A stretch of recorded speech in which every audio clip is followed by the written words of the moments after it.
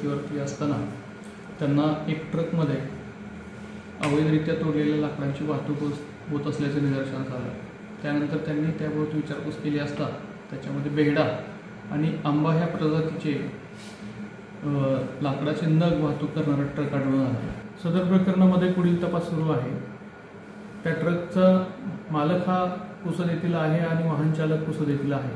तथापि तो माल हिंगोली जिल्ह्यामध्ये, नांदेड जिल्ह्यामध्ये की पुसदमध्ये जात होता हा पुढील तपासाचा भाग आहे। एकूणच मागील काही दिवसांमध्ये आपण अवैध वृक्षतोड आणि वाहतुकीच्या प्रकरणांमध्ये बऱ्याच कारवाया केलेल्या आहेत आणि त्यापैकीच ही एक कारवाई आहे।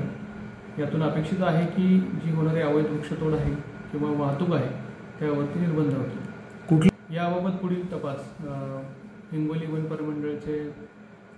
परिमंडळ अधिकारी श्री चव्हाण करत आहेत आणि त्याबाबत या प्रकरणामध्ये 3 वर्षापेक्षा कमी शिक्षा असल्या कारणाने आरोपीला ताब्यात घेण्यात आलेले नाही। त्यांना जबाब घेऊन बॉन्ड पेपरवरती सोडण्यात आलेले आहे। यामध्ये वाहन चालक आपण ताब्यात घेतला होता आणि त्यात कायदेशीर कारवाई केल्यानंतर त्यांना सोडण्यात आलेलं आहे। मुद्देमाल जप्त एकूण आपण जो मुद्देमाल जप्त केला आहे त्याची किंमत 90,000 रुपये आहे। 70 नग आहेत आणि ते आंबा आणि बेहडा प्रजातीचे। मोठ्या प्रमाणात वृक्षतोड चालू आहे, आपण नागरिकांना काय आवाहन करसाल? नागरिकांना हेच आव्हान आहे की ज्या ठिकाणी तुम्हाला वृक्षतोडीची घटना असेल, शिकारीची घटना असेल किंवा वनवेचा सीझन सुरू झालेला आहे, उन्हाळ्यामध्ये वनवेच्या घटना मोठ्या प्रमाणावर घडतात, अशा घटना निदर्शनास आल्यास स्थानिक वन अधिकाऱ्यांना तुम्ही कळवावे।